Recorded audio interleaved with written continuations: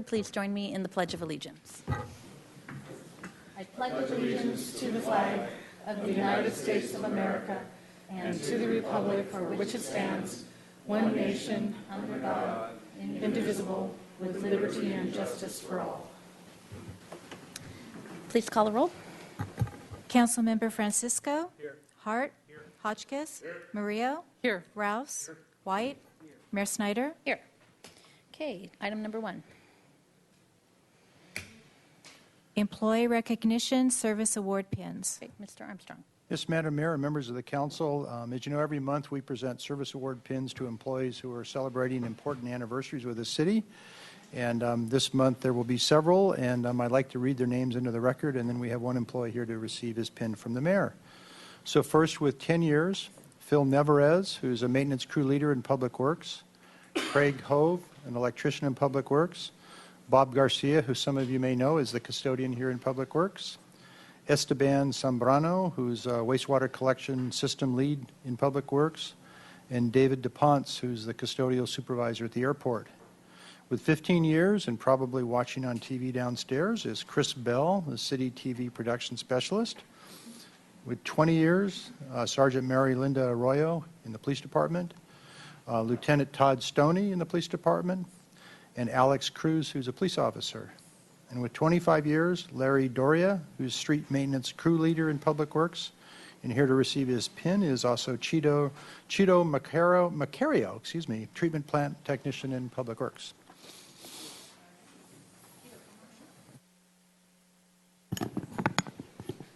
There you go.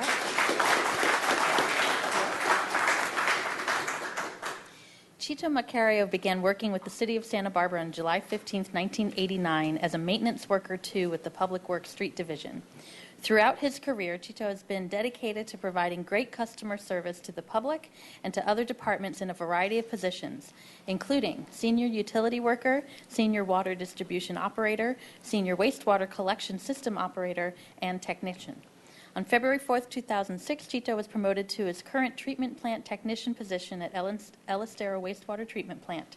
He provides valuable knowledge and experience to ensure equipment operates efficiently with proper maintenance at the plant and for the 9 lift stations throughout the city. Chito responds to emergency calls after hours, day and night, including holidays. He recalls one emergency in particular during a freeze spell in Santa Barbara, where he assisted the repair of multiple line breaks. His availability, knowledge, and positive attitude are appreciated by everyone. Chito has worked hard to continue his education. He completed water science courses in collection system, backflow prevention, pumps and motor, water distribution, and wastewater treatment. He has also earned his California Water Environmental Association Mechanical Technologist Grade 2 certification and Collection System Operator Grade 2 certification. Chito lives with his wife Mary, daughter Camille, age 13, and son Liam, age 7. He enjoys traveling and dining out with his family. He takes pride in listening to his very talented children play the piano at recitals. He also contributes to Santa Barbara community by serving the homeless during the holidays, and this year he volunteered his time to help residents prepare for their income taxes. So Chito, it's my pleasure to honor you today for your 25 years of service to the City of Santa Barbara. On behalf of the City Council, we congratulate you on this admirable achievement. Thank you so much for your service. Thank you. Would you like to...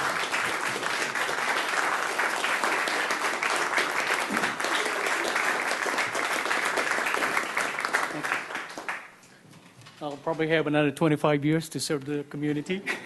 I want to thank my wife for supporting me. Always there for me. Thank you. Thank you very much. Thank you. Are there any changes to the agenda? No, there aren't, Madam Mayor. Okay, before we get to public comment, since we're talking about service award pins, there's also another milestone. Officer Katai, who's in the back of the room, had a recent milestone anniversary, but this is his last council meeting as he's retiring at the end of next week. We want to thank you for your service and for keeping everyone safe and in line and whatever else is necessary when you're sitting back there. But to thank you, and if you'd like, I'd love for you to say, if you want to say a few words, you're welcome to, but I wanted to acknowledge your longtime service with the City of Santa Barbara and congratulate you on your upcoming retirement. We've put this under public comment if we could, but yeah.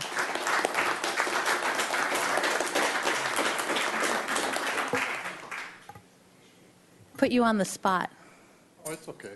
I think I've been set up, actually. I just want to thank the city, the mayor, councilman, Mr. Armstrong, Ariel. I don't know you too well, but I want to thank you. It's been an enjoyable ride, and I've had fun. And but it's time for me to go. Somebody else can take up the fight. There you I'm go. done. Well, thank you for again. your service very much. Thank you much. Congratulations to you. Okay, we will move on to public comment. I have two items here, two members of the public, Clint Orr and then Phil Walker. And then Kenneth Locke.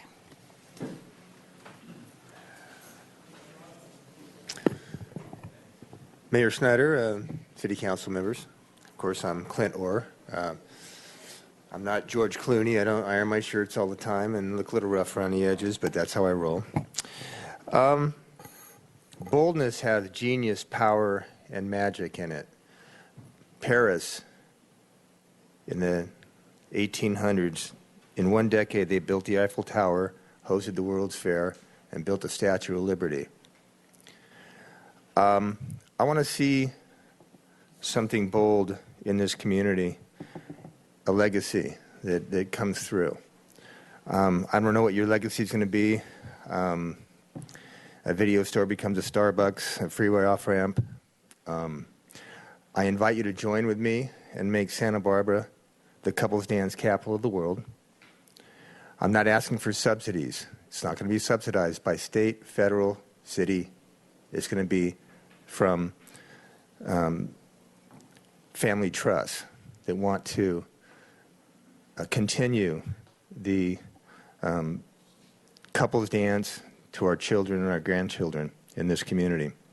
I'm submitting offers at Radius today on both 521 Firestone and 1101 Coast Village Road. That's the big building on the right when you first come in, right where I've been doing all the landscaping work.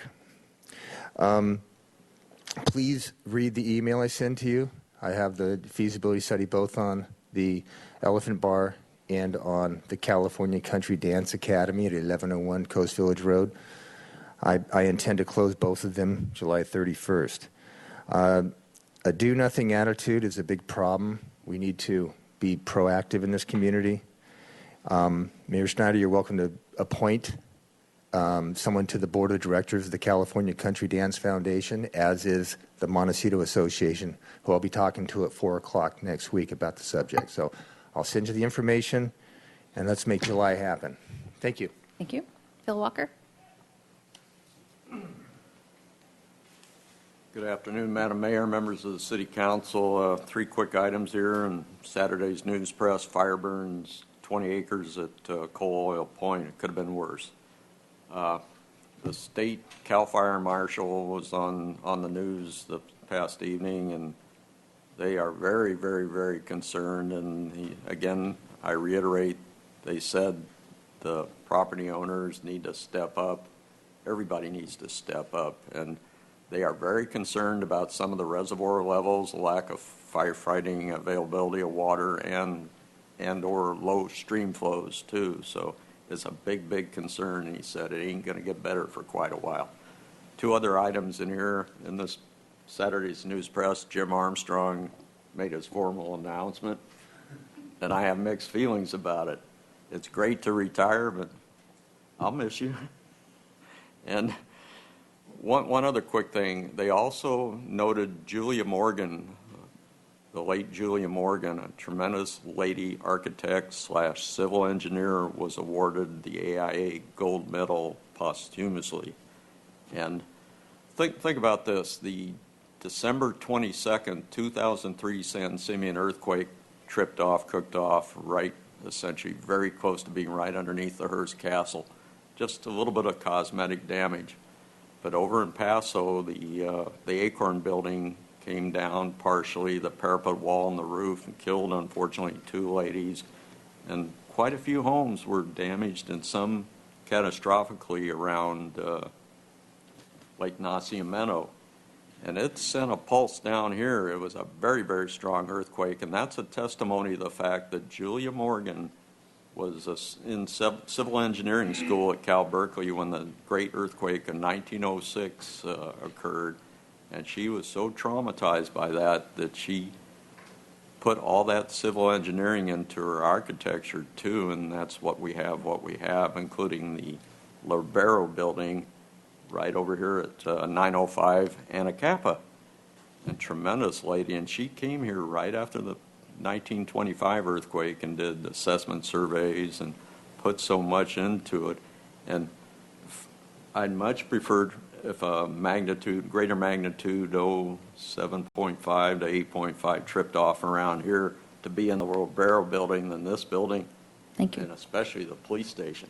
Take care. Thank you. Kenneth Locke?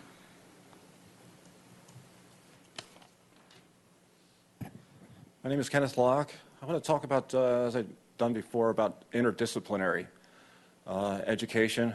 When it comes to an education in relation to an educational standard, right now I'm sorry to say that the specialized system doesn't really have a standard. And when you receive an education in relation to this specialized education, it doesn't provide you with a foundation to actually build a relationship with yourself as well as the community. I've been fortunate to kind of become aware of what represents the standard for an interdisciplinary education. And interdisciplinary, if I asked each one of you or each person in the community, how interdisciplined are you? Or how disciplined, what it means to be disciplined? And I'd have to say that as a result of their specialized education, they did not become interdisciplined. And I'm sorry to say that it operates at a lower level of intelligence. And then when it comes to like setting the standard for the law, as you say, your job, I mean, it's really important to actually understand the basis of an educational standard. When it comes to understanding the difference between an asset in this community and a liability, I'm sorry to say that competition as well as capitalism, it has misled us. And the idea that I'm sorry to say that I would say that this community favors the asset of money and the accumulation of money, but not in relation to not intelligence. I'm sorry to say that the occupation of just accumulating money is meaningless. It's not intelligent.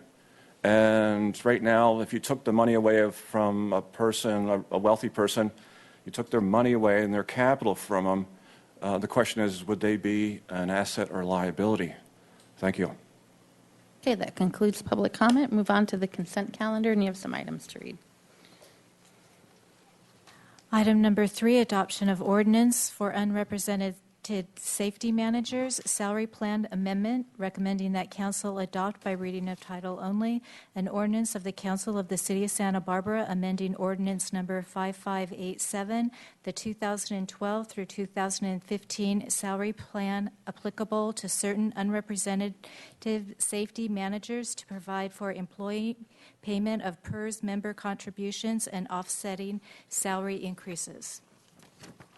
Item number 6, introduction of ordinance for the lease agreement with Goleta Building Materials, Incorporated, recommending that council introduce and subsequently adopt by reading of title only an ordinance of the Council of the City of Santa Barbara approving and authorizing the airport director to execute a 10-year lease agreement with 1 5-year option with Goleta Building Materials, Incorporated, a California corporation, effective August 7th, 2014, for a monthly rental of $10,698, exclusive of utilities.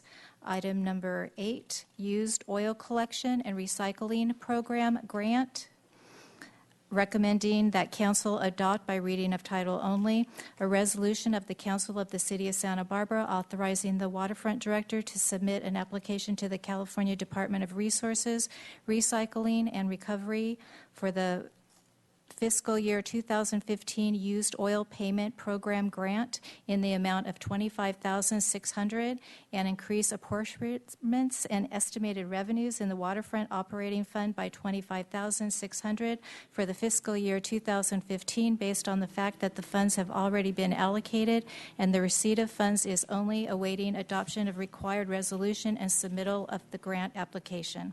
Item number 9, integrated Regional Water Management Drought Grant application for recycled water plant replacement, recommending that council adopt by reading of title only a resolution of the Council of the City of Santa Barbara authorizing the Public Works Director to prepare and file an application to obtain a 2014 Integrated Regional Water Management Drought Grant of up to $2 million for the City of Santa Barbara's Recycled Water Enhancement Project. And number 2, to enter into an agreement with the State of California and any amendments thereto, subject to approval as to form by the City Attorney, and receive a grant for the City of Santa Barbara Recycled Water Enhancement Project.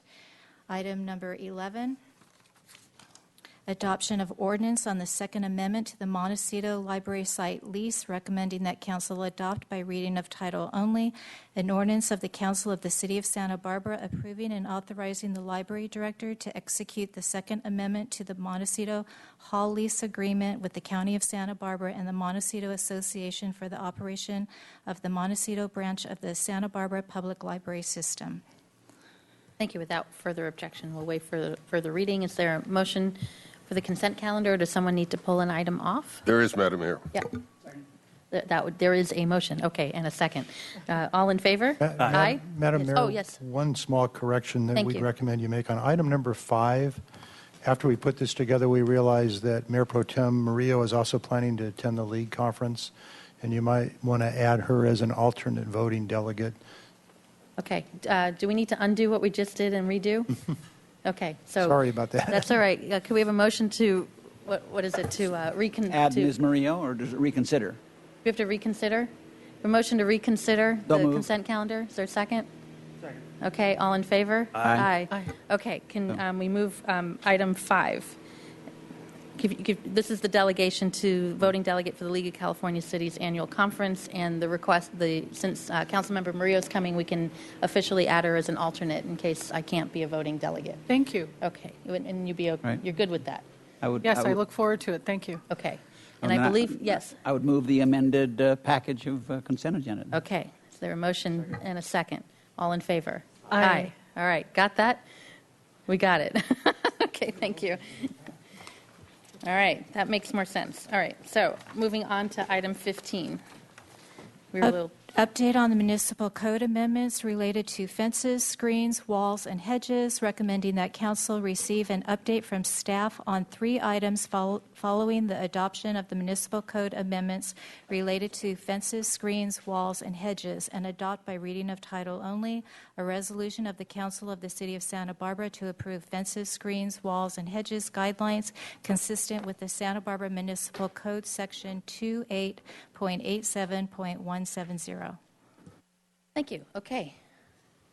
Thank Hedges you, Madam again. Mayor Yes, and it's all council yours. members. Ms. Burke. We are here again per direction of City Council to return to you after you amended the municipal code in April of 2014 with respect to fences, walls, screens, and hedges. At that same time, you also approved a resolution to approve guidelines to help implement those ordinance amendments. During the deliberation for those ordinance amendments, there were 3 items that warranted further discussion, and council directed staff to return within 90 days to follow up on those 3 items. And those are to establish standing to file a hedge complaint. There was concern about needing to establish standing for that. Council also asked that staff adjust our policy regarding enforcement of hedges, and that we consider measuring hedges separately from retaining walls, and that's the overall height limit. So the first item, to establish standing to file a hedge complaint, staff's recommendation is that we maintain the current practice of allowing anyone to file a hedge complaint. There were several suggestions made by council as to ways that we could establish some type of standing to manage or limit complaints filed regarding hedges. We recommend, again, that we maintain the current practice. First off, because the regulations are more permissive now, so just inherently there are more hedges brought into compliance with the ordinance because of the more permissive nature of the ordinance. It was also suggested that we might consider looking at a complaining party's property for the same type of complaint for which they are filing a complaint, and what we're referring to as the glass house rule. And really, we believe the intent with that was to not have someone file a complaint out of spite if they were enforced upon. But in essence, what would happen if they had just gone through enforcement, in theory, their property would be cleared of hedge-related violations. So it may not prevent them from actually filing complaints out of spite because they may not have anything to lose in that regard. It was also discussed that we might consider charging a filing fee to file a hedge complaint. Staff also looked at possibly charging a fee if someone filed more than so many complaints in 1 year. But ultimately, we're recommending against filing a fee, as we believe it's unfair for some people who may not be able to afford that filing fee. They wouldn't be necessarily offered the same regulatory protection as others who could more readily afford to file complaints. And then finally, there was much discussion about having only affected persons file a hedge complaint.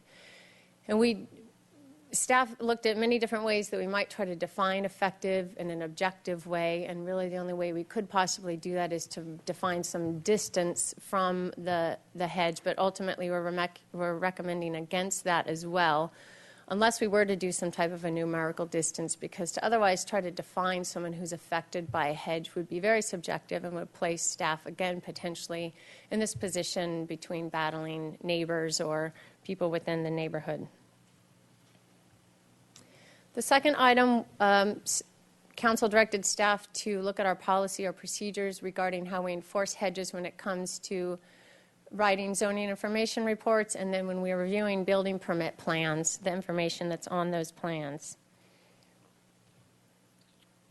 We, as staff, are typically made aware of overheight hedges in one of three ways. Either we get a complaint received from the public, we find out when we do an inspection for a zoning information report, and up until recently we would note that as a violation on the report, or we might discover this either through plans or photos submitted when someone submits for a building permit application. The changes we've already implemented, and I outlined in the staff report, is that we'll note overheight hedges as informational items only in ZIR. So it's information to a potential buyer, but it won't become the subject of enforcement unless we deem it a safety hazard, and that would really be only those hedges adjacent to driveways that we believe could potentially pose a safety hazard. We would note that in the ZIR. Similarly, we're no longer asking applicants to identify hedges on project plans they submit for building permits. We still will ask for locations of walls and fences and those that might require a building permit, and also, again, anything that's near the driveway, because we do believe there's a valid public safety concern to have that information on the plans and address it if it's necessary. The third item had to do with how we measure hedges. And you directed staff to consider measuring hedges separately from retaining walls when we have a hedge planted on top of a retaining wall. And staff is recommending that we continue to measure the cumulative height of walls and hedges when they're within 5 feet of each other. This is a practice that we've done since the early 80s. And we believe that with the increased height allowance and the additional flexibility provided by the administrative approval process, there is already a lot of additional ability for someone with a hedge on top of a retaining wall to be in compliance with either the ordinance requirements or to apply for an administrative approval to allow an otherwise taller hedge than would be allowed on top of a retaining wall. If the council did want to consider having some additional flexibility for non-conforming walls, we do have some suggested language in revised guidelines for your consideration. And I'll walk through some examples of those in a moment. I just wanted to remind you first of the current regulations that were just recently amended. For fences and walls, the height limitation within any required setback is 8 feet. With administrative approval, it could be extended up to 12 feet. Similarly, within 10 feet of a front lot line, it's 3.5 feet. And again, the administrative approval could extend that an additional 4 feet.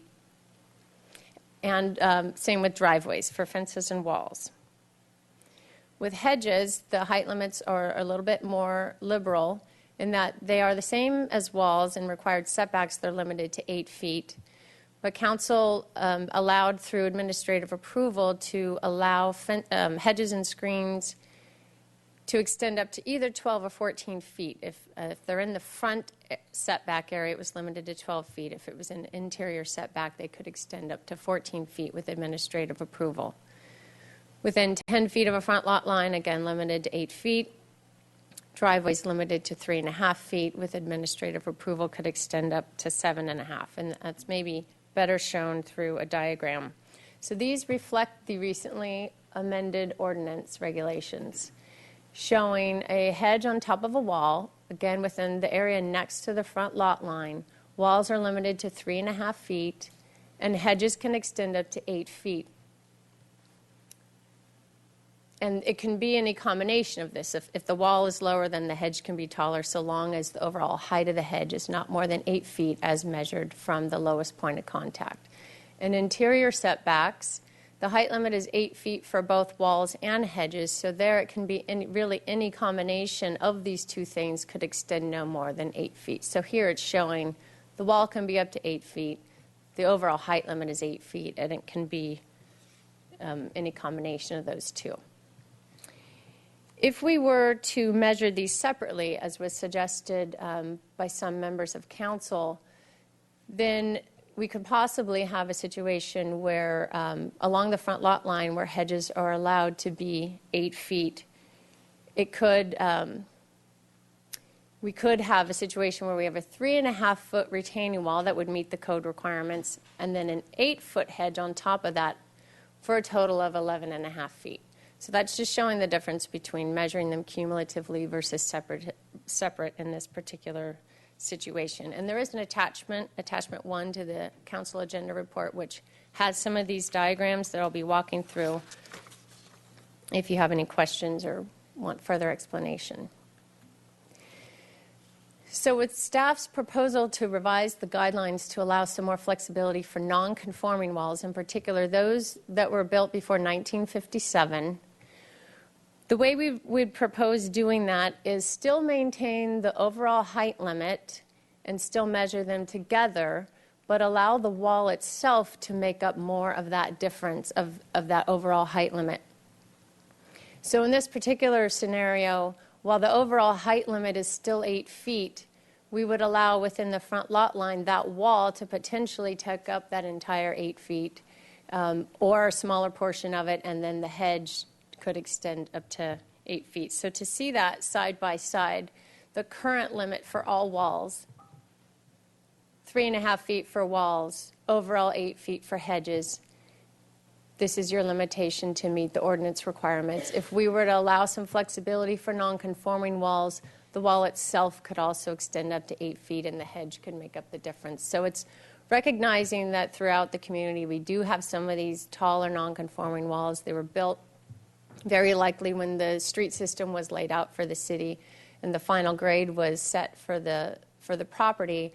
So while they're non-conforming to the height limit of 3.5 feet, if we want to recognize that some people may still want to have a hedge on top of that, we could have that flexibility to do that within this overall 8-foot height limit for the hedge. And then just to show what someone could request through the administrative approval process, if we were to build in this flexibility along front lot lines, someone now could request to have up to a 12-foot hedge along the front lot line. What we would consider allowing through the revised guidelines is to have the combined height of these two elements up to 12 feet, so long as it doesn't exceed what the hedge height would be limited to in that area. And then again, in interior setbacks where the overall limit through administrative approval is as high as 14 feet, we would allow flexibility for the wall to make up more of that height limit, whereas right now it would be limited to only 8 feet.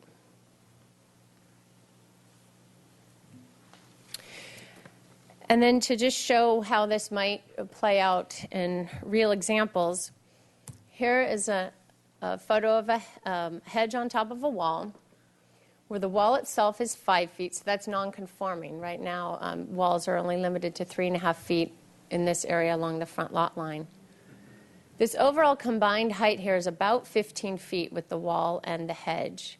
If we were to allow this non-conforming wall to have a 3-foot hedge on top of it to meet the 8-foot limit for hedges, This could potentially be allowed by the ordinance and the revised guidelines without staff involvement. Now, if this property owner wanted to seek administrative approval for that additional 4 feet allowed in this location, it would be represented roughly by this red line. So in any case, this hedge is taller than it could be allowed through what staff's recommending. But I wanted to show you what that might look like in some walls and hedges we have around town. And again, here's 2 more examples of, here's a 3.5-foot wall, so it's conforming actually. The hedge on top of it is a little taller than it could be allowed by code. Excuse me. This yellow line would show, represents what could be allowed through staff's recommendation to allow some additional flexibility for hedges on top of the walls. And the red line represents what could be requested through the administrative approval process up to 12 feet within the front lot line. And again, here we have a non-conforming wall with a smaller hedge on top that still extends to 9.5 feet. This would need to be brought down to meet what would be allowed by code, but could be requested to extend up higher if there was factors that staff could find and make the findings to allow for the administrative approval for the exception. So with that, staff recommends that you consider our recommendations to you in following up on these 3 items regarding establishing standing to file a hedge complaint, what I've discussed with you in terms of our already adjusted policies and procedures regarding the enforcement of hedges related to ZIRs and building permits, and consider our recommendation for how we might measure hedges atop retaining walls, taking into consideration non-conforming walls that we have around town. And if you agree, then the resolution approving the fences, screen walls, and hedges guidelines that are attached to the CIR would reflect staff's recommendation, or else we could make revisions to that if council did not agree with staff's recommendation. And with that concludes my staff presentation. Thank you. We do have some public comments, some questions first. Mr. Rouse. Thank you, Madam Mayor. Ms. Brooks, going back to slide 14, we're talking about the cumulative height of the wall. 14, please.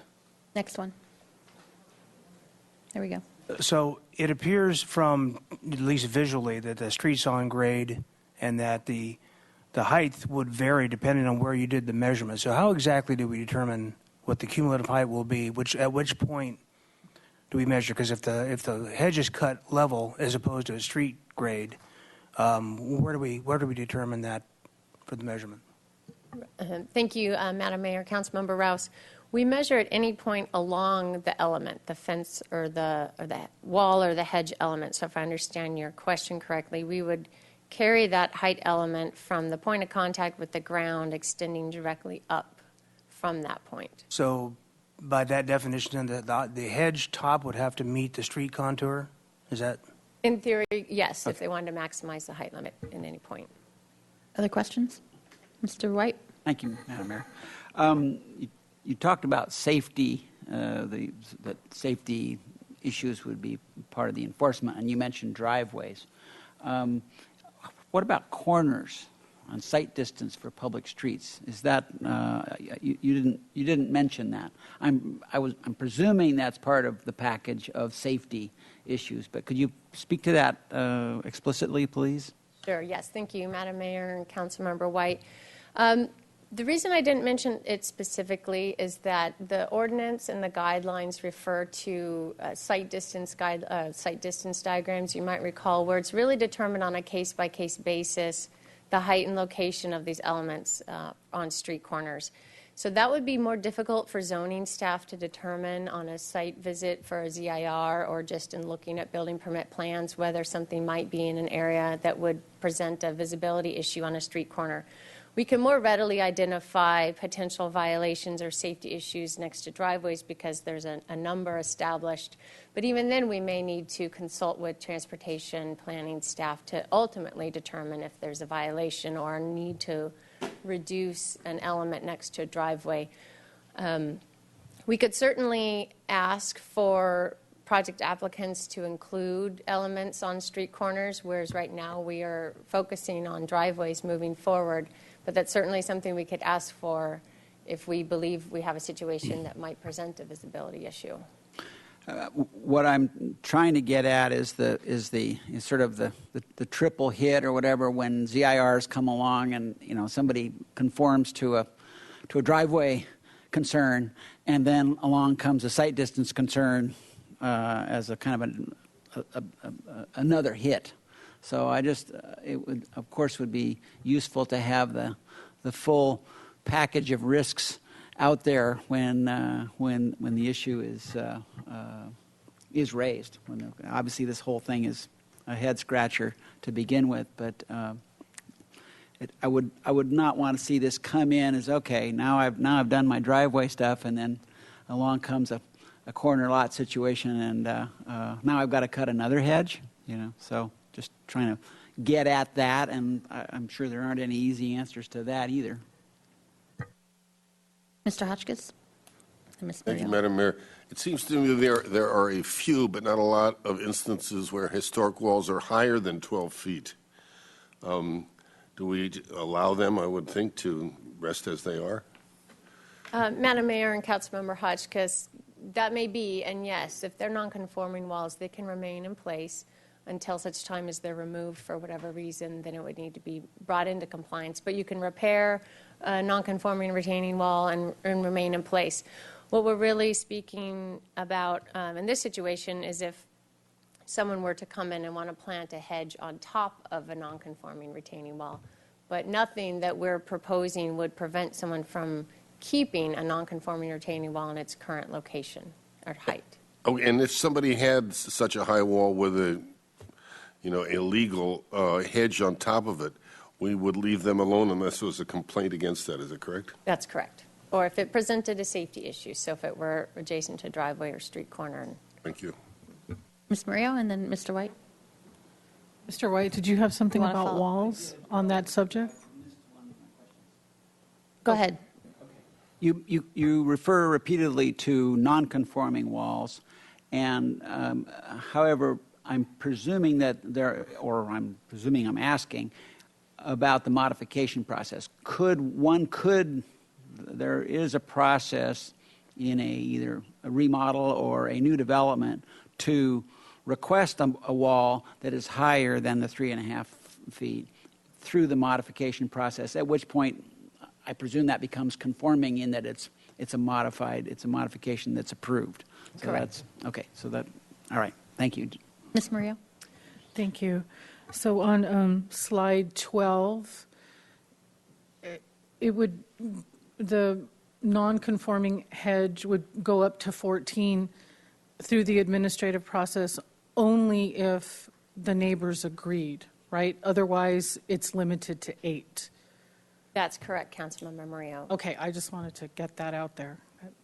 Okay. We're trying to protect the hedge neighbors. Okay, thank you.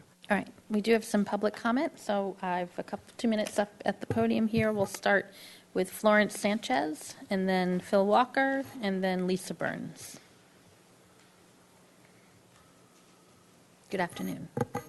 Before I begin, Madam Mayor, I just would like to mention that you have received my written comments only today, even though I dropped them off yesterday. Okay, So, thank you. the recommendations in the staff report do not adequately address the problems that they were requested to resolve.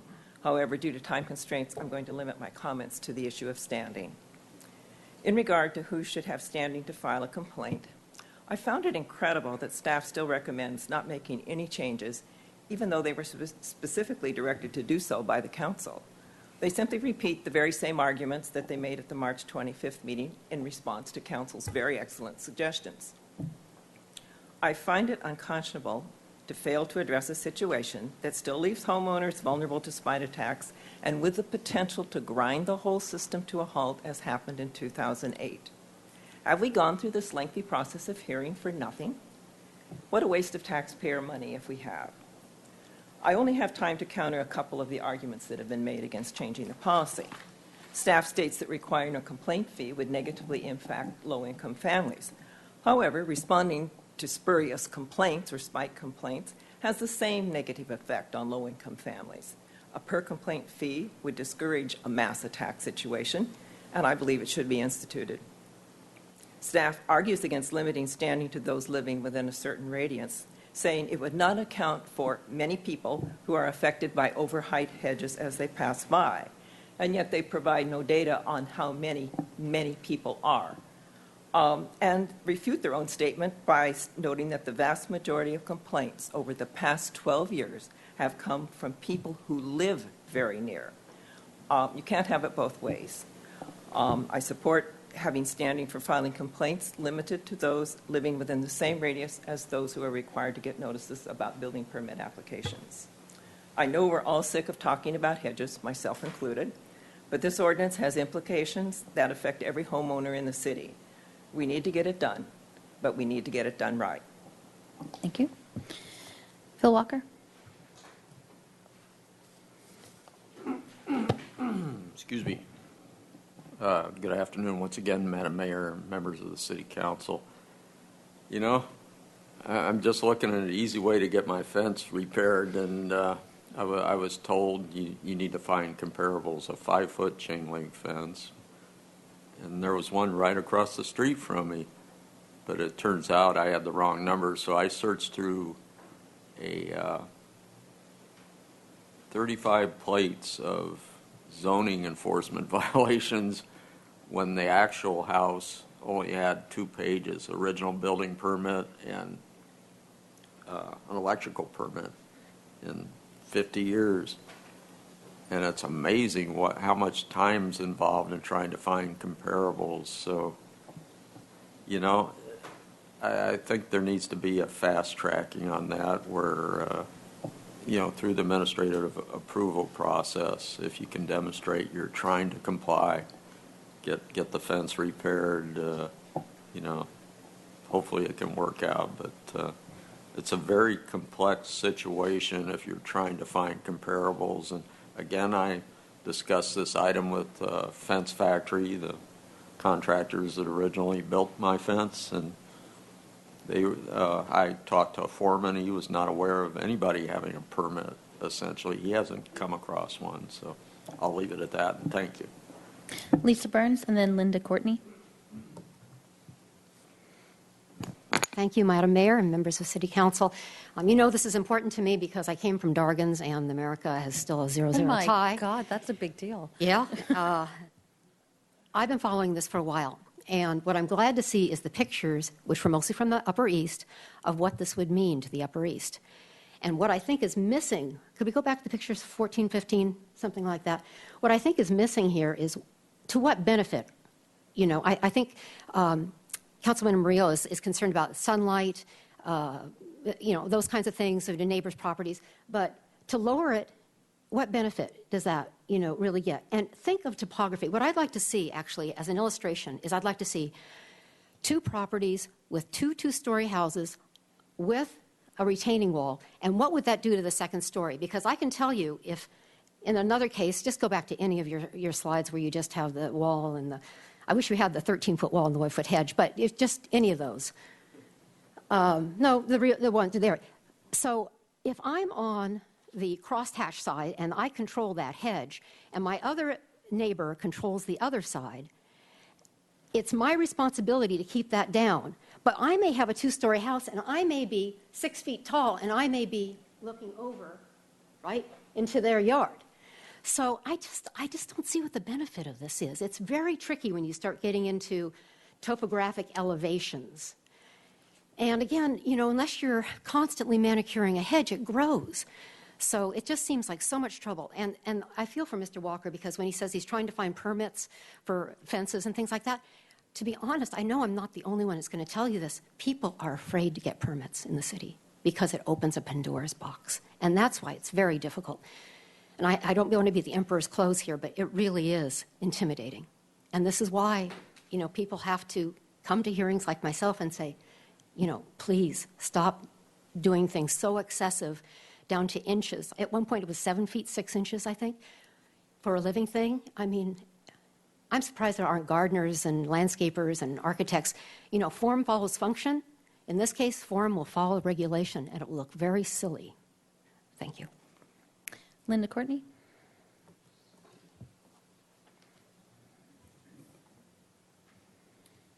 Mayor, Honorable Council, I'll be very quick. I just want to encourage you to go ahead and pass something today and keep the people away from our yards who bully us into 35-foot hedges that are fire hazards. Give the fire department the right to come up and say this is too big and it is a hazard. Thank you for all your work. I just wish that you would go ahead and set some strong limits. Rule out these people who have a way of going around the law and getting their way in spite of the law, and pass something today and settle this so we can go on with our lives, those of us who have hedges. And I thank you for all your work. Thank you. Okay, that concludes the public comment. I'll start with a question. So the ZIR process, what you've started is when you do the inspection, if you notice something that's what we used to enforce, now you're just putting in as an informational item unless there's a health and safety component to it, right? Madam Mayor, that's correct. And Okay. we've just recently started doing that, so how that gets worded and worked out is still in process. So just a question about the standing issue or about a radius issue. Why not do something like that if someone sets a complaint that lives outside 300 feet of the home property? I think 300 feet is basically the radius that we look at for noticing for permits or planning and review process. Couldn't something like that also be, you accept the complaint, you're not going to not listen. If there's a health and safety issue, as we just heard through the last public comment speaker, there's reason to act, but otherwise it's an informational piece. Is there a difference between a ZIR process and a complaint coming from the outside in that kind of practice? Well, Madam Mayor, that's a good question. And if I understand it correctly, or your suggestion, it would be that we could continue to accept hedge complaints from anyone, but that we might only act on those within 300 feet of the hedge. Well, here's my point. I get an email saying there's a complaint, and from wherever they are at the city, I have their information. It's not like we're not going to accept their information, right? So we're not asking them not to say anything. However, part of what brought this whole thing to begin with were people who were going around just for whatever reason all over the city or in one particular neighborhood doing what could be considered spite complaints. And so if there's not a health and safety issue and if there's not a neighborhood issue, what is it that we're trying to achieve here if really our enforcement related to hedges is based on complaints to begin with, as opposed to, we don't go out and do surveys on hedges, right? So I guess I go back to what Mrs. Burns was saying earlier. Of what is it that we're trying to achieve, and to have a mechanism where if there's a neighbor issue or a health and safety issue, we have a mechanism to deal with it. But trying to be flexible with ZIRs, don't play gotcha, and have it as information. If someone wants to do a new permit or something like that, just like with the ZIR, now this is informational piece and you might have to abide by the ordinance, but you're not doing an enforcement piece because someone from halfway across town submitted a complaint. So I want to just throw that out there. Okay. And hedge my bets on it. Ha ha. No, sorry. But sorry, I had to. Well, there's various elements of that I guess I could respond to. One is that when we did go back and query our complaint data over the last, I think it's 12 years we looked at. And in those 12 years, there were only 2 instances where we had someone who filed more than 4 complaints around town. And so there were two instances where one person filed upwards of 10 to 20 complaints, and one of them was somewhat related to their neighborhood. One was all over town. So first of all, it's not a problem we have all the time. We haven't had that problem again since 2008. And so it's staff's belief that simply by increasing the allowed height of hedges, we will have more of them brought into compliance. We would continue to want to enforce and know about those adjacent to driveways and street corners if we have a safety issue. And many of those that were considered spite complaints were actually next to driveways in areas where we would want some of them to be brought down to a conforming height. Let's see, other parts of your suggestion. included limiting or accepting all complaints, but only acting on those that are within a certain area of the hedge. I'm just not sure what we would do with the information from those outside of the radius. We would have it, but if we are not going to enforce on hedges until we deem it a safety issue or we have a complaint, then I'm not sure where that would fall into our category of things we act on or not act on, if we might not even consider it a complaint. Right, but that's what you're doing with ZIRs now, correct? We are informing potential buyers that we're noting the regulations for hedges and fences and walls on ZIR so that they are made aware of what the rules are, but we're not enacting enforcement unless it's next to a driveway. Okay, well, maybe it's a policy issue, but I'm just trying to find a happy medium here, so it's a tricky one. Ms. Murillo? Thank you, Madam Mayor. I support having a free-flowing process where anyone can complain. Sorry, Ms. Sanchez. I hear staff when they say that the communication about concerns coming to the city really has to be an open door, and that I'm being consistent, I think, because now I want to argue for something that one of the hedge neighbors sent me about changing the language about interior walls with hedges, that to change it from the adjacent property owner that share a common property line nearest to the barrier to directly affected property owners. I can see where the neighbors are not connected by, they don't share a property line, but someone's wall and hedge or hedge alone might really have an impact on them. So I'm arguing for more freedom in negotiating these hedges. This is really important to people. And like I said, since this process started, I hear almost anyone I talk to, they've had some skirmish with their neighbor, and sometimes it's kind of, they cut the hedge without telling me, and then other times there's like a lot of acrimony, depending on the personalities of the people. But I'm glad we're making these rules, and I really think the interior rules that we're going to have are really going to affect how people are neighborly to each other. Thank you. Mr. Francisco? Thank you, Madam Mayor. First, a question for the city attorney. Is there any reason we couldn't attach some idea of standing to acting on a hedge complaint? Madam Mayor, Councilmember Francisco, it depends how you do it.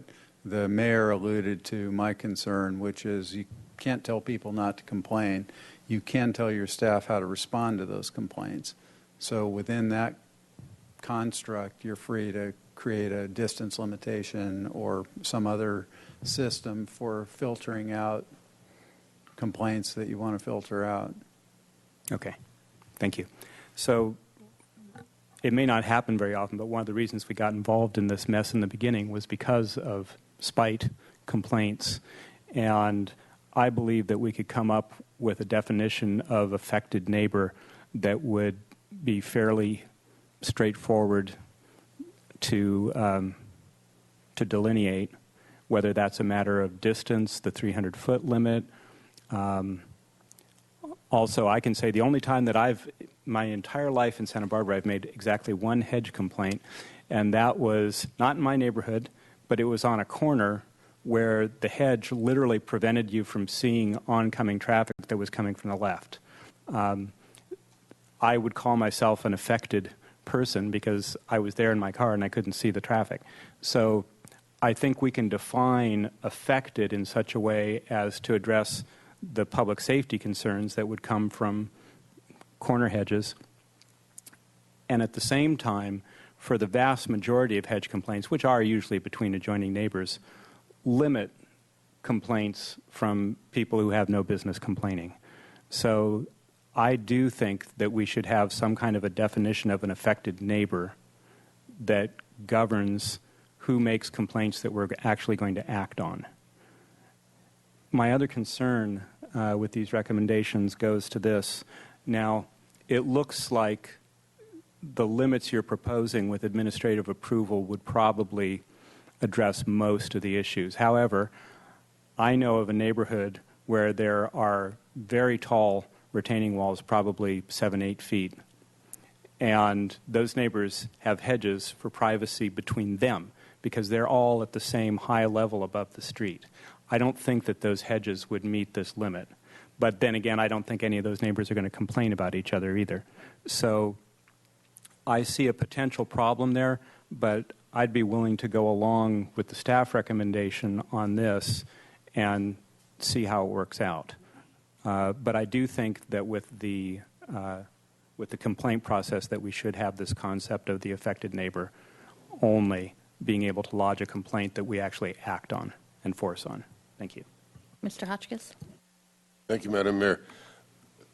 Yeah, I'd like to reiterate something both you and Mr. Francisco were talking about, which is that right now people feel threatened by unfair, improper, or even irrelevant complaints. And I'd like to remove that threat. And I think we need to do that by standing, as the Mayor was suggesting, with the exceptions of safety, as Mr. Francisco was talking about. So I'd like to ask the city attorney, I think we do now use the term directly affected when we provide notice to neighbors when somebody is making a design change to their house that will have an external effect, do we not? In other words, we're already using that term in other laws that we have. That's correct, but the context is very different. Explain, please. The context is determining who's going to get notice or perhaps who might file an administrative appeal.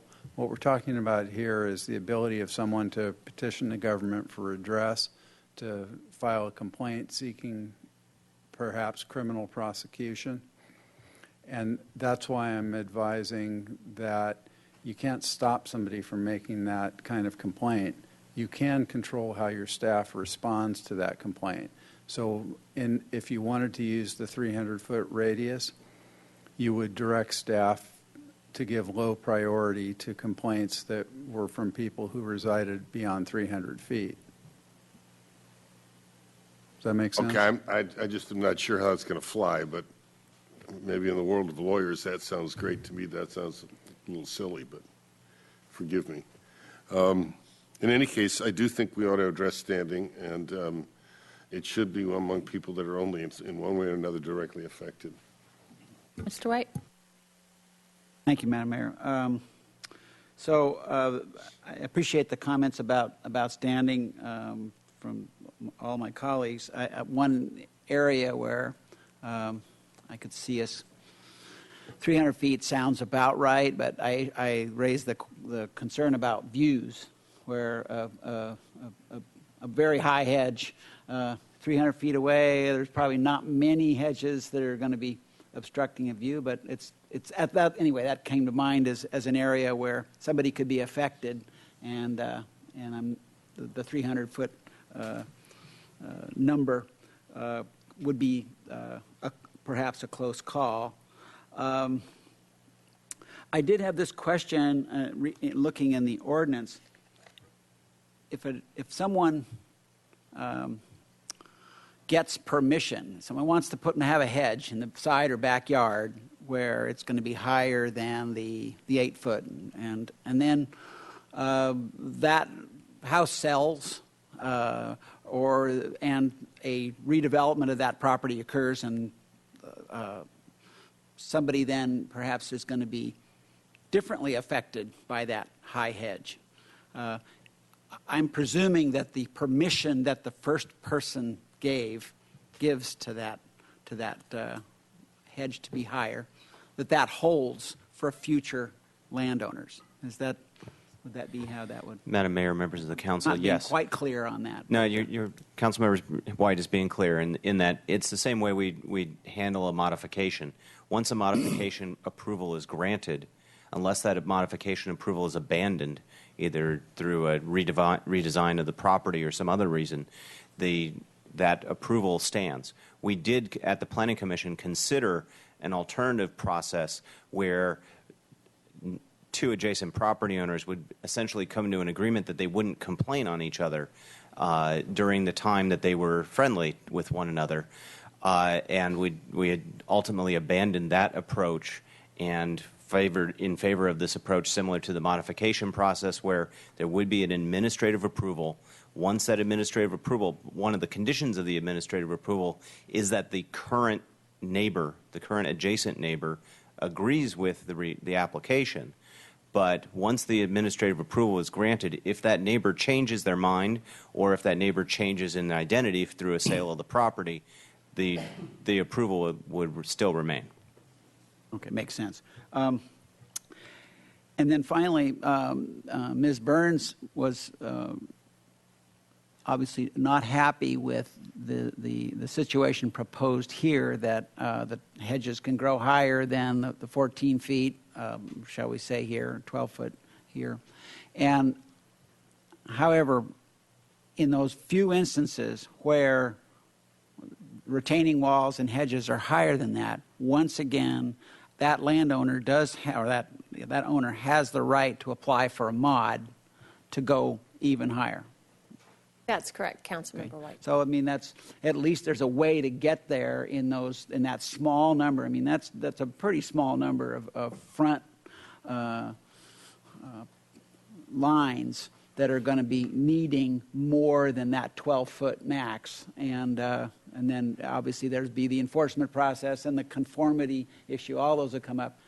Those are a lot of filters to go through before one would be cornered. And again, if it really isn't an adverse causing situation, then a mod could be issued, and it probably would be worth having that process in that situation. And of course, if it's Upper East, then at least the cost wouldn't be quite as prohibitive as it would be in other situations. So I support the idea of the standings that's coming up here, of trying to get to a place of making that part of this package.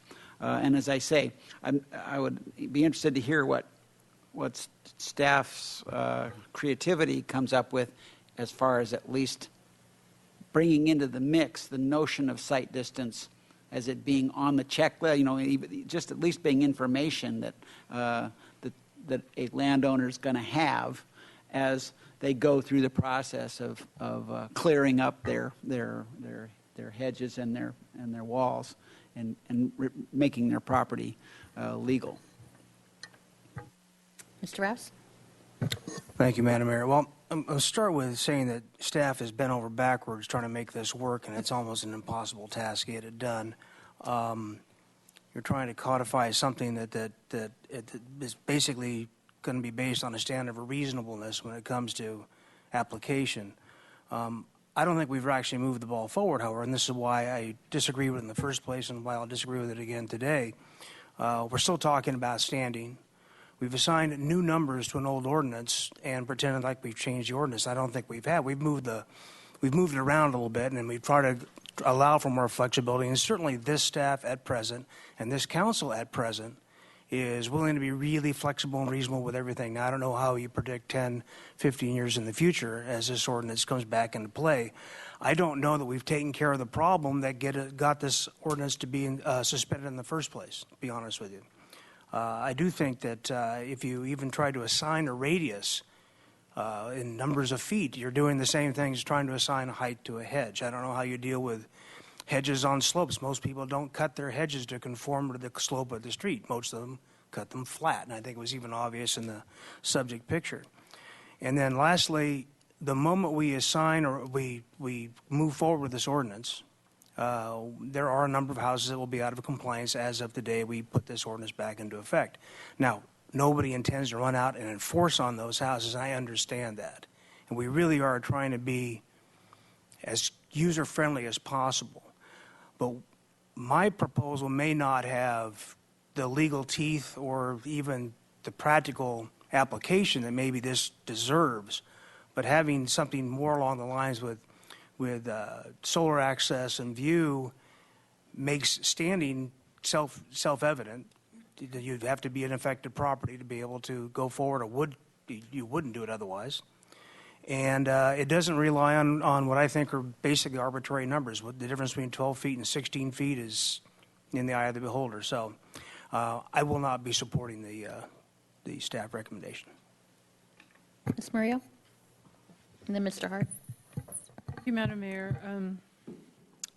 All of us city council members have in the back of our book a map of our home with radii around them. One is 500 feet and the other one is 1,000 feet. And I'd like to propose, if people really seem to be clamoring for standing, to make it 1,000 feet, because that's nice and big, and because I didn't want any. So I think the more room, the better. And if I take a look at this, this is an area that really does affect my home. Not, it's my home space. So I'm going to throw that out there to start the conversation on that. And then I found in my reading today a reference to the view dispute resolution process, and I'm just going to ask how someone who has a problem with an overly high hedge, can they use that process? And I know we've talked about it, but I don't think we've talked about it today. So is that where they have to, both sides get an attorney? Is it? Madam Mayor, members of council, the view dispute ordinance, resolution ordinance was established to enable property owners who had existing views. They need to be able to establish at a foundation that a view existed before vegetation grew up unreasonably to block that view. They conduct, the process begins with an informal conversation between the property owners. If that is not successful at achieving a resolution, they go through arbitration, and ultimately if the arbitration is not successful, then they end up in litigation. And at any point in that time, either or both of the property owners could have legal counsel advising them and or representing them. Do we have examples of that process being successful? Madam Mayor, members of council, I would say that whether or not it's successful is a matter of opinion. In the sense that the property owner who is achieving the restitution or the restoration of their view has been successful in restoring their view. Whether or not the neighbor who, in the case of a litigation, would have been had to have been found to have unreasonably blocked the view of their neighbor by the judge, they may not find it as successful of a process. However, there are cases where a person has availed themselves of that ordinance and its process in order to restore a view that they had before. But you're saying they have to have photographic evidence or an affidavit from someone who witnessed the view at one time? Is that proof? Madam Mayor, members of council, the ordinance does require photographic evidence of the view. Okay. Just to help a little bit, Ms. Murillo, I know somebody resolved it in excess of $200,000. Very expensive. Okay, so maybe we're trying to get to a place here today to help people avoid that? Right. Okay. Did anybody like my idea of 1,000 feet as the 1,000-foot radius as a way to establish a standing, or are we going to send it back to staff and come back another day? I wonder about those things. Mr. Hart hasn't spoken at all yet. Let me just say it like that. I'm wondering. Okay, great. Mr. Hart? Well, I don't think there is a way to solve this, quote unquote, solve. We're going to do the best we can to manage this because there are infinite number of circumstances that no ordinance can address. And so we'll do the best we can. And I think to fundamentally change what we have in front of us from just a public policy standpoint, probably needs to come back for another hearing. I don't think we should try to do this on the fly because I think the standing question is a big part of this, and I think that we may very well hear from members of the public about that, given that ability to disseminate that information to the public. So I think if we're going to ask staff to come back and look a little harder again at the standing issue, and I think I'm open to that, I think we should have another hearing and have them come back and bring this information and have this be noticed so the public knows what's going on. I mean, ultimately, this was the original problem was the source of a tremendous amount of controversy. We're not seeing that here today, so I think that's good. I think we're moving the ball forward. But I do think we should be a little bit more careful. We're in a situation now where we aren't getting complaints streaming into the planning department, but it's quite possible that somebody's angry out there who could still do that once we enact this ordinance. So let's take a little bit of time and get this as close as we can to as good as it's going to get.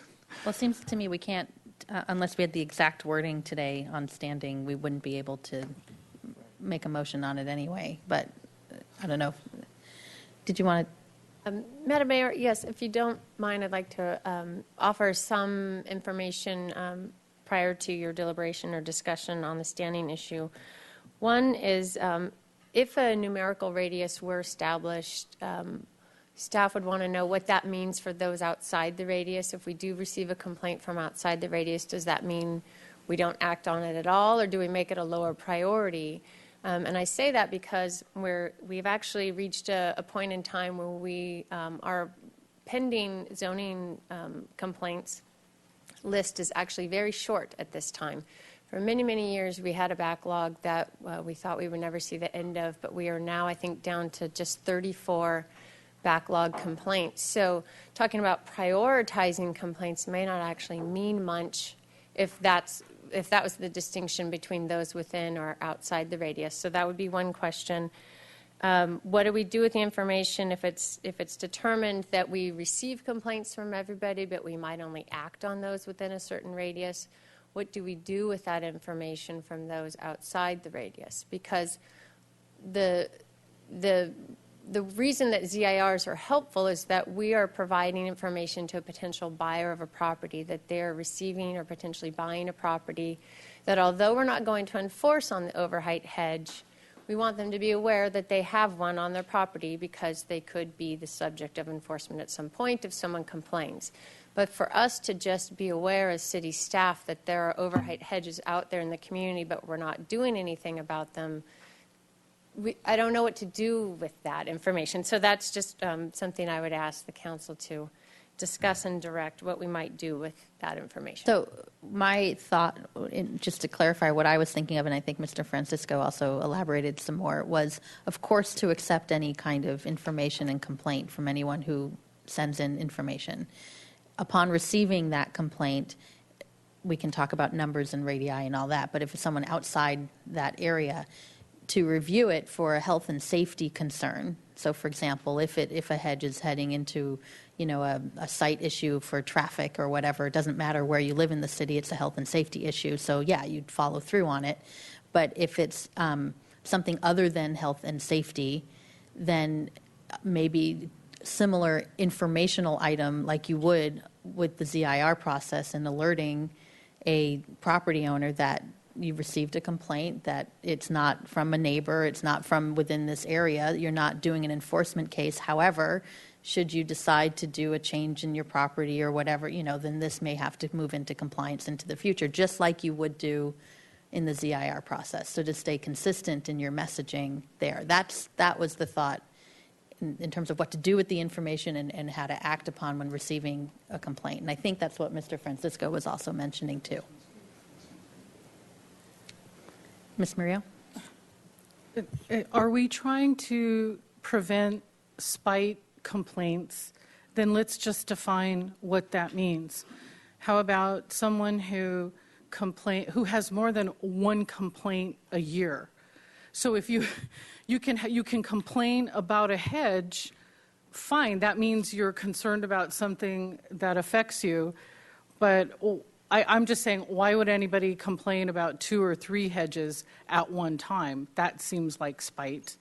So I trust staff to have judgment in that case. you're smiling, Mr. Armstrong, am I treading on some dangerous ground here?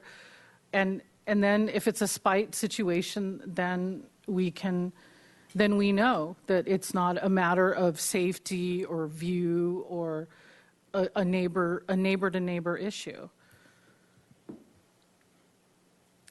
I'm not sure how you define that, but okay. Mr. Hotchkiss? We should try to Well, move this along if we can. Just one complaint could be spiteful.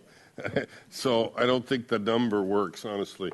But to the city attorney, Mr. Rouse's suggestion that to establish standing we use the solar and view ordinance criteria, could that be plugged into this? I'd be really careful not to turn the view dispute resolution ordinance into a city-mediated process. So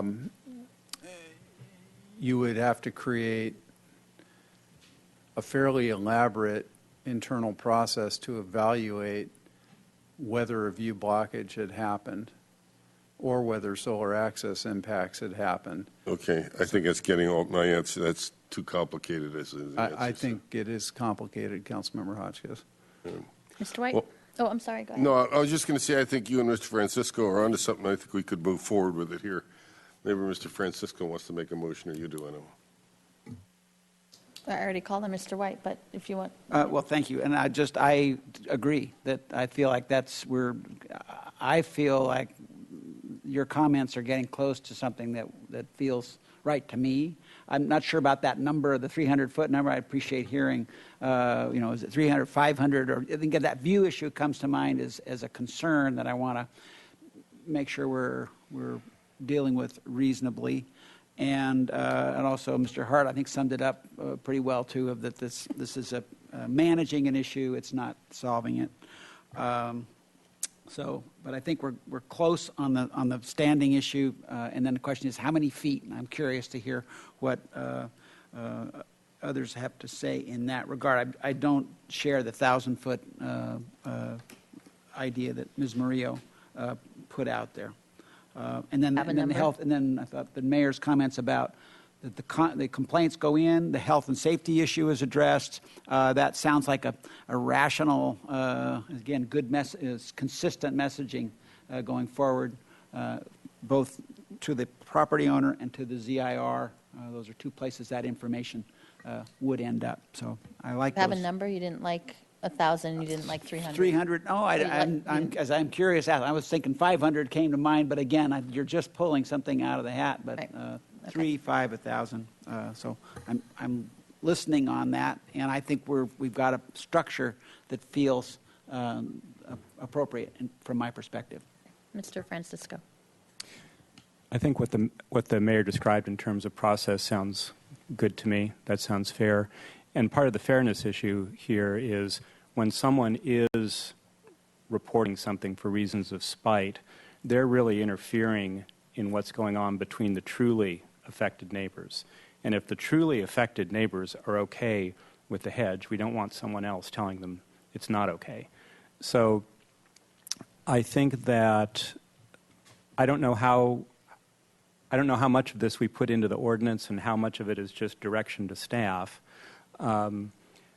But I think this concept of affected, and that's either a health and safety affected, which applies to really anybody in the city, or directly affected, and a 300-foot radius sounds fine to me because that encompasses an entire city block worth of area.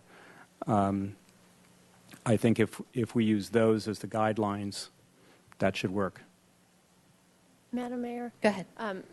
In response to Councilmember Francisco's comment or question, what you're discussing today would be direction to staff and how our administrative procedures would be written or how we act out on receiving a complaint for enforcement. So that's entirely just an administrative procedure. It's not something that would be codified in the ordinance or even adopted through resolution. So if we were to do something today or give council provided direction to staff to how we should proceed with these types of complaints, we could change it at any time if council felt that it wasn't operating as you envisioned or there were other repercussions or consequences that we didn't envision today. So in terms of moving forward here today, is what you have for us to vote on consistent with the conversation we had up here on the dais? I mean, the whole standing issue sounds like it's separate and apart, and do we need to do a separate motion? How would you suggest we proceed so we can move on? Sure. Thank you. I think staff is clear on what we will do with complaints received by an affected party and what we'll do with complaints received by someone who's not deemed an affected party. So I'm comfortable with that language and how we would proceed administratively with those complaints. So what's left to be decided is who's an affected party, whether it's within a radius or adjacency to the hedge. Vincent, did you? Oh, you look like you wanted to say something. Okay, and then the attachment 2 in front of us.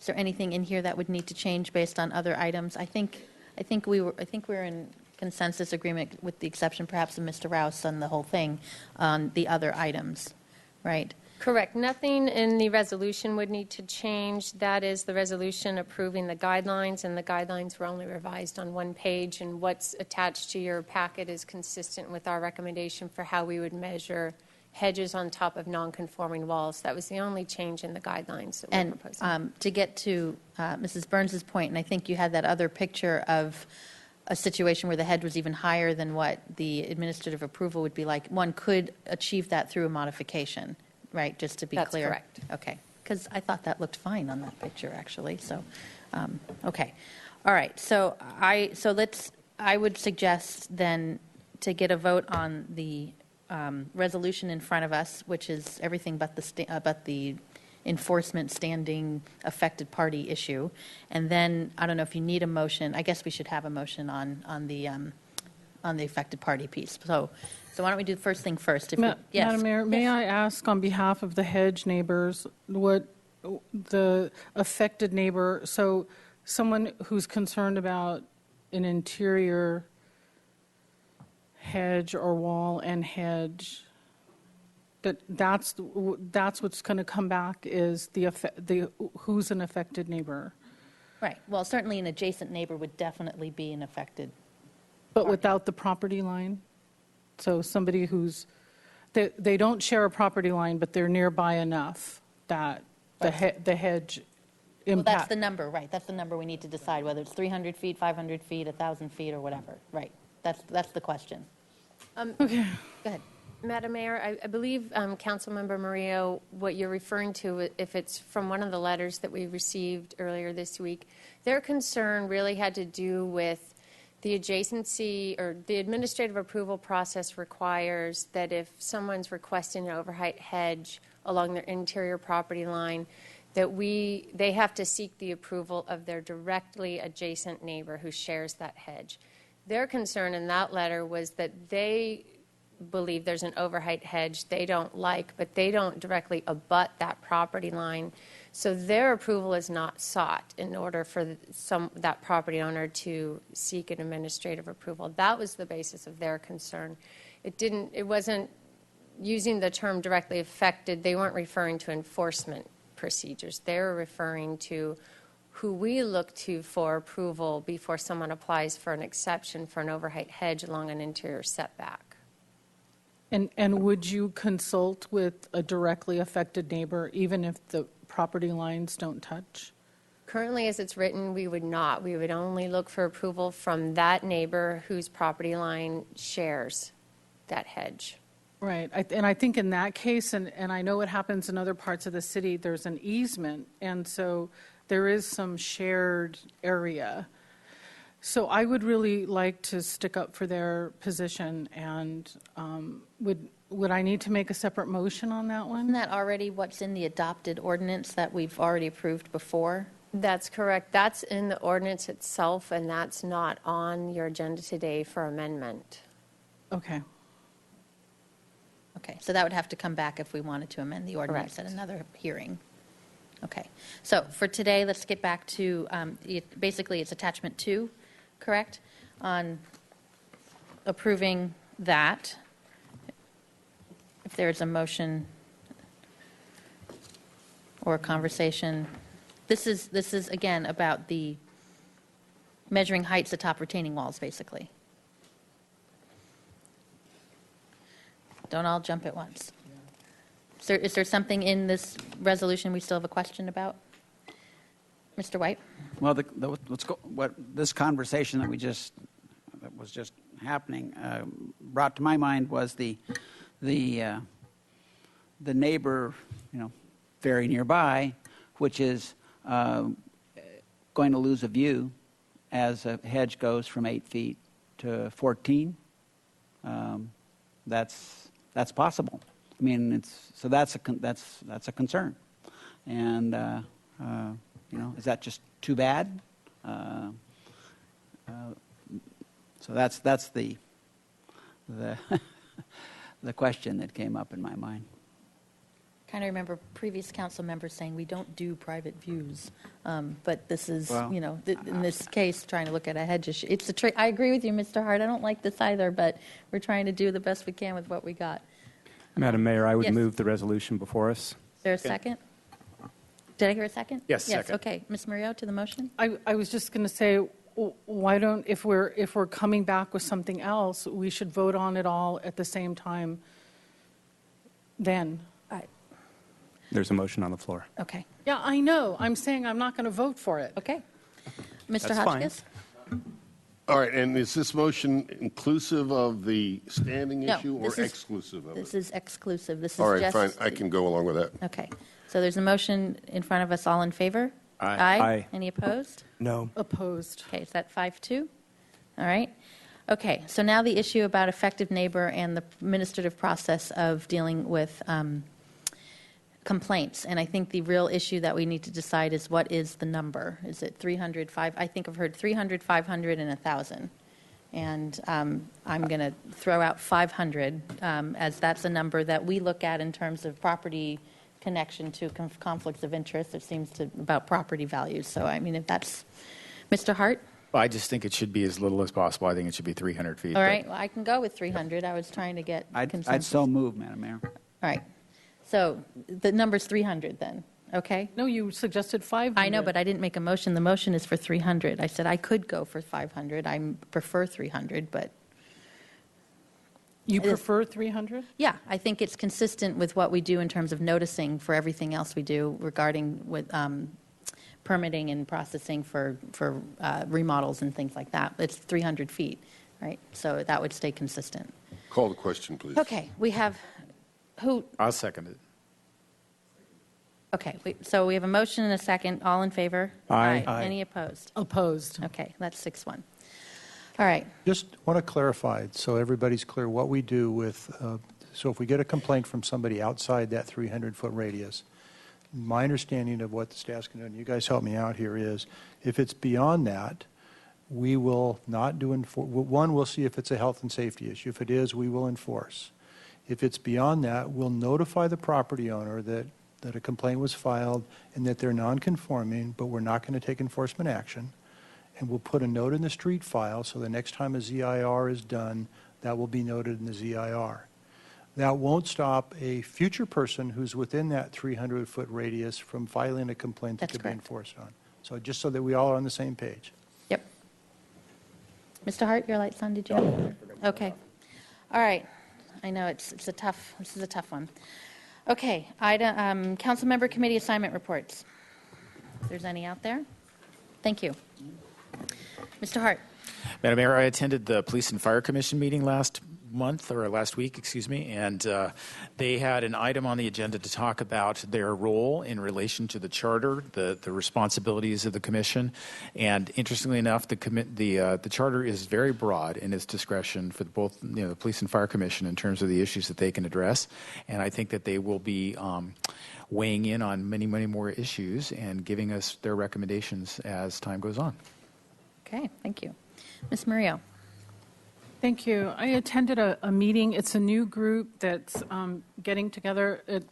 Mary Robles of the Senior Services Group is calling it the Senior Community Outreach Committee, and they're coordinating events and talking about programs and services for senior citizens and identifying gaps. I'll report back. It was just the first meeting of it, and the city, of course, provides a lot for our senior citizens, and there may be more that we can do. And then I also attended a meeting of the Parks and Recreation Commission, and it was a presentation of our PAL program, which is doing well. I'm sorry I don't remember any of the details right now, but PAL is a successful program. Thank you. Great. Mr. Hotchkiss. Thank you, Madam Mayor. This is a little outside the range of what we ordinarily report, but I wanted to give a plug to the Music Academy of the West. They have a most marvelous program called Masters Classes, where you can go and for nominal sum, sometimes nothing, listen to students play and then hear the comments of real professionals there. And you learn so much about music. It's so exciting and often very, very funny. And just a great way of supporting that fabulous, really unique institution, Music Academy of the West. And I don't have the schedule, obviously, in front of me. It's extensive, but you can see it online. Thank you. Yesterday, I had the opportunity, I was down in Los Angeles and invited by Attorney General Kamala Harris. She did a presentation in celebration of the 50th anniversary of the Civil Rights Act, and this was at Expo Park in L.A., and it was a very uplifting event, and her speech really talked a lot about not only the triumphs of civil rights in California's history, but also where we didn't do so well, talking about Japanese internment camps and other things in our history, and then, where we go from here moving forward. So there was a few hundred people there. It was just it's an uplifting event, as I said. So it's a big week for the Civil Rights Act of 1964. I also just want to mention that this evening, the Jewish Federation is doing a memorial service this evening, in honor of the 4 teens who were killed in Israel. And so if anyone's interested in that, I believe it's at 6:30, and it was quite a tragic event, but I thought people might be interested if they're listening out there. Okay, and with that, we have a closed session. Conference with labor negotiator. Great. And we'll be adjourning from there, and there's no meeting next week, so we'll see you in 2 weeks.